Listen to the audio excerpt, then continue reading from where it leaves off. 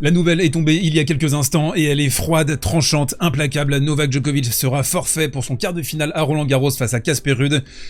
On a beaucoup de choses à dire, beaucoup de choses à développer par rapport à cette information. C'est une véritable déflagration. Même si juste après la victoire de Novak, il a dit bon, je suis pas sûr de disputer ce quart de finale, il y a vraiment un truc, j'ai pris des anti-inflammatoires, on a eu des informations complémentaires, donc on va développer ça dans cette vidéo. Je vais vous donner vraiment toutes les informations nécessaires. Avant ça, si vous voulez suivre avec assiduité toutes les news tennis tout au long de l'année, vraiment les news fortes, chaudes, intenses, et mes digests, mes débriefs tactiques également, n'hésitez pas à vous abonner juste ici. On attaque avec la lecture du communiqué relayé par le succulent Quentin Monnet en raison d'une lésion du ménisque médial du genou droit, décelée à la suite d'une IRM réalisée aujourd'hui. Novak Djokovic, qui devait affronter Casper Ruud en quart de finale demain, doit déclarer forfait pour le tournoi de Roland-Garros. Alors on va revenir déjà sur tout ça, nos impressions, ce qu'on avait vécu hier. Les réactions ont été très polarisées. J'ai regardé les commentaires, il y a plus de 550 commentaires à l'heure où je tourne cette vidéo, et c'est parti dans toutes les directions. Il y a eu des accusations de tricherie, certains louaient à quel point c'est un génie, c'est le meilleur, c'est le plus grand tennisman de tous les temps. Il y avait vraiment tout ou rien. Et donc là, on a eu la réalité qui nous a frappé en pleine face. Moi, vous l'avez compris, sur l'analyse hier, j'étais assez partagé. J'avais du mal à comprendre exactement ce que j'avais vu à chaud quelques minutes après avoir terminé la rencontre. L'emballement était moindre que lors de son match face à Lorenzo Musetti, qui était vraiment épique, incroyable du début à la fin. Là, c'était un petit peu bizarre. On n'avait pas vraiment bien compris ce qu'on avait regardé. Et là, avec cette information, la lecture du match, elle est claire. Ce gars, c'est un monstre. C'est un monstre. Les deux matchs contre Musetti et contre Cerundolo ont défié toute logique, ont défié le temps, ont défié toute forme de réalisme. C'est fou ce qu'il a réussi à produire. Il est allé au bout de lui-même. Et je vous l'ai déjà dit avant hier, pour moi c'est un gars qui parfois a peut-être trop mis en exergue le fait qu'il chassait les records. Mais là sur ce tournoi de Roland-Garros, il a mis ses tripes sur le court, quoi. Il a vraiment tout mis ce qu'il avait pour le panache, pour y aller, pour gagner, pour l'amour de la compétition, pour la haine de la défaite, tout ce que vous voulez. Mais c'est incroyable ce qu'il a réussi à produire. L'image du tournoi, ça va être la glissade qu'il a produit dans le 5e set, là, avec sa volée, les fesses en l'air. C'est fou de faire ça, c'est fou. Vraiment, c'est fou. Là, ça chamboule tout, cette information. Il a dit également qu'il s'est bourré d'anti-inflammatoires lors de la partie. Ça nous pose la question éthique, forcément, de se dire jusqu'où est-ce qu'on peut accepter qu'un corps oublie complètement une douleur, une réalité physique qui est que le ménisque il est en vrac. C'est ce qui s'était passé aussi avec Rafael Nadal en 2022 avec ses injections tous les matchs du tournoi. On sait aussi que ce genou, ça lui a posé problème avant. Les jours précédents, il l'a expliqué, c'était une zone un peu sensible, un peu à risque. Il y avait déjà un pépin au niveau de ce genou avant la rencontre. C'était une zone sous surveillance. Il y avait vraiment un traitement, un soin spécifique sur ce genou, et on a vu, il a fait une petite reprise d'appui, un changement de direction, et ça a craqué, quoi. Il y a eu un vrai problème. Maintenant, on doit se poser la question sur les conditions de jeu. La terre battue au fond du court qui est meuble, qui est glissante, bon, ça pose pas de soucis à tous les joueurs, mais on sait que Novak, la qualité de déplacement, les transitions, les glissades, ça fait partie intégrante de son tennis, et il a eu du mal à le produire dans ces conditions assez particulières. Il a demandé d'ailleurs, après l'incident, est-ce que c'était possible de balayer le court, etc. On sentait de toute façon qu'il était contrarié déjà après ce qui s'était passé face à Lorenzo Musetti. On doit parler des horaires extrêmes aussi. Évidemment, ça a créé une atmosphère, un match épique, un match frisson, un match inoubliable face à Lorenzo Musetti. Mais il a fini à 3h15 du mat. Il s'est couché à quoi? 6h? 7h? Il a dû dormir 3-4 heures, il faut reproduire un effort derrière, et pas n'importe quel effort, quoi. Un effort colossal contre Cerundolo, au-delà de la douleur, parce que ça a mis du temps avant de faire effet les anti-inflammatoires, donc sur un corps de 37 ans, déjà bien usé par le temps, forcément, à un moment donné, ça craque, quoi. Bon, je vous ai parlé factuellement depuis le début de la vidéo, je vais plus parler avec mes sentiments là maintenant. Je suis en colère, je suis vraiment en colère par ce qui se passe. Je pense que l'évolution du tennis, là, on est trop dans le business. On est trop parti là-dessus. Les night sessions, le découpage, les 3 matchs sur le Châtrier avant la night session, du coup, le billet sur le Châtrier en day session, il est nul. Il est rincé, souvent. C'est mieux d'aller sur le Langlaine.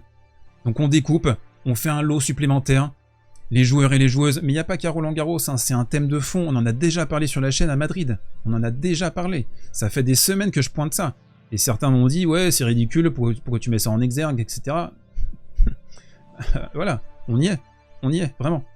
Je dis pas que Novak se serait pas blessé dans des conditions normales, de jour, etc. Mais ça a forcément amplifié la situation et la difficulté pour lui de pouvoir récupérer. Alors oui, il y a eu la pluie, c'est difficile de faire avancer le tableau. Forcément, les organisateurs, ils ont fait au mieux, ils ont fait au max de la situation actuelle. Mais la situation actuelle, en fait, elle a lentement dérivé vers le tennis business. Et il n'y a pas que le tennis qui est touché par ça.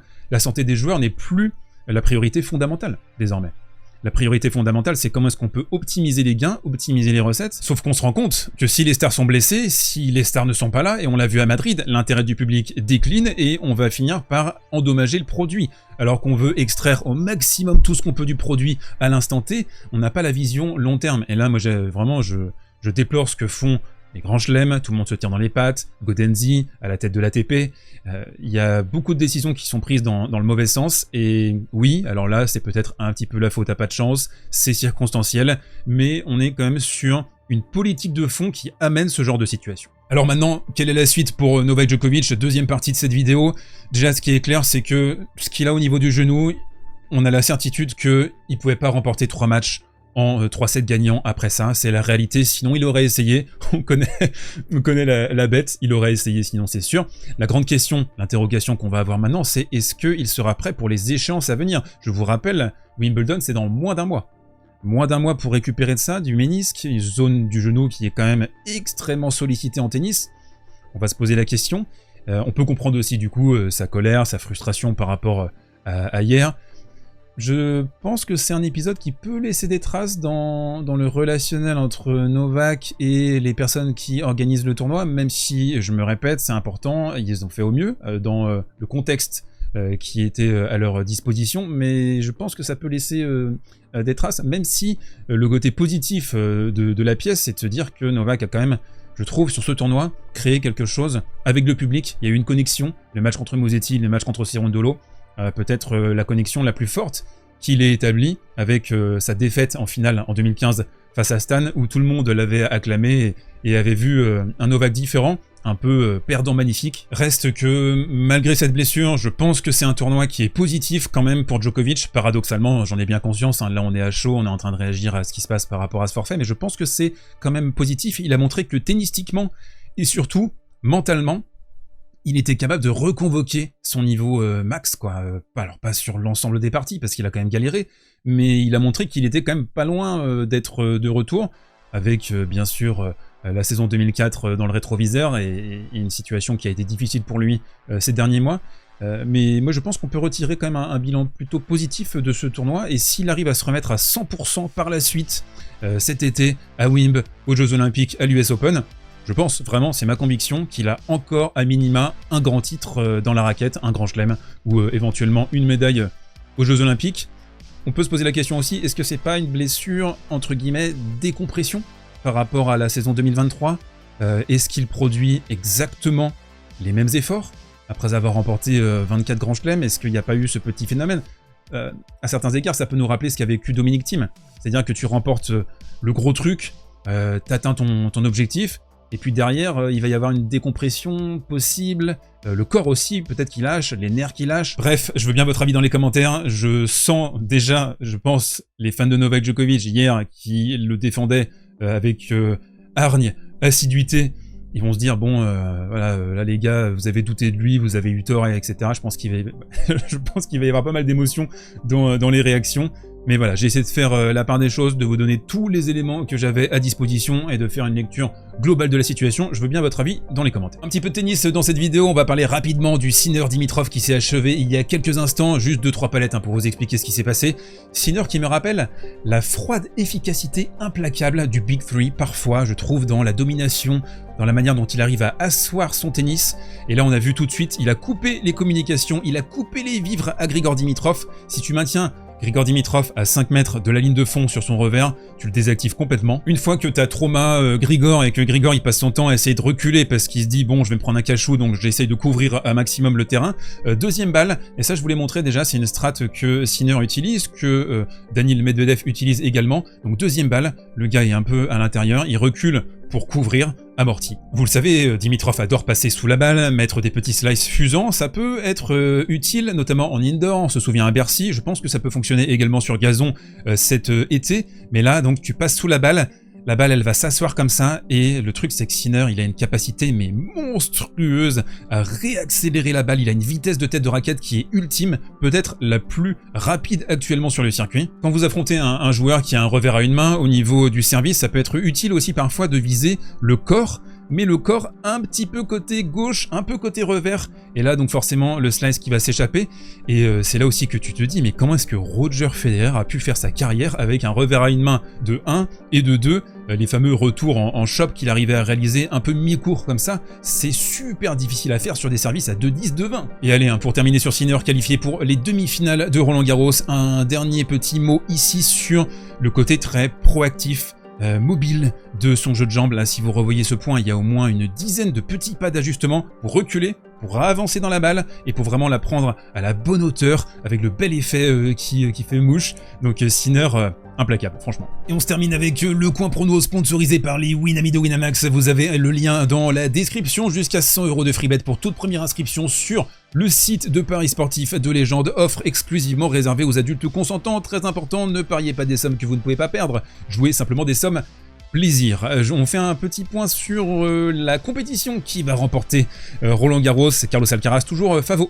à 2,40 d'après les books. Yannick Sinner est à 3,50. Ça peut être éventuellement le moment de poser sa petite pièce d'ailleurs sur Yannick Sinner. Et puis donc Casper Ruud juste en 3e position à 5,25 qui est directement qualifié pour les demi-finales après le forfait de Novak Djokovic. Nous avons donc un match simplement demain au programme. Ce sera entre Alexander Zverev et Alex de Minaur. Je vous montre le head-to-head et il est plutôt à l'avantage, vous le voyez, de Alexander Zverev qui mène 7 victoires à 2. Zverev qui a posé la barbelade hier contre Holger Rune. Rune qui a eu toujours ce niveau sinusoïdal, c'est une constante. Il doit faire mieux, je pense, dans le tie-break de la 4e manche. C'est un mini regret, à mon sens, que le joueur danois aura, parce que trop passif. Et quand tu joues l'échange à 3 mètres de ligne de fond et que tu attends la faute pour Zverev, compliqué quand même, parce que Zverev il est très solide à mettre ses petits ronds. Ce match, je vous le dis tout de suite, je pense que les clés sont dans la raquette d'Alexander Zverev. Meilleur service, très dur à déboulonner, magnifique couverture de court du côté du Z. Donc si je devais partir sur un truc, ce serait plutôt le 7 d'Alex de Minaur. C'est pas forcément une cote qui est extra, mais je pense qu'avec son tennis et avec le soutien de Paul, son meilleur fan français, là, le petit garçon là qui est vraiment chouette, super communion entre de Minaur et ce Paul justement. Je pense que de Minaur a vraiment les moyens d'aller gratter son set. Je l'ai trouvé bon contre Daniil, mais bon, Daniil a été diminué dès le début de la 2e manche avec son ampoule, mais les amortis, il les maîtrise très bien, il a de la mixité dans son jeu. Je pense qu'il peut être capable de faire des services volés, de profiter de la position reculée du Z. Donc je vois de Minaur à minima remporter son petit set et s'incliner en 4-7 face à Alexander Zverev. On a Tsitsipas Alcaraz ce soir. Peut-être encore une dinguerie, on va voir, mais sacré Roland Garros, franchement, c'est un tourbillon, c'est un roller coaster. On se retrouve très vite pour continuer la quinzaine. D'ici là, mon très cher Goat, porte-toi bien, mange du concombre, et à très vite.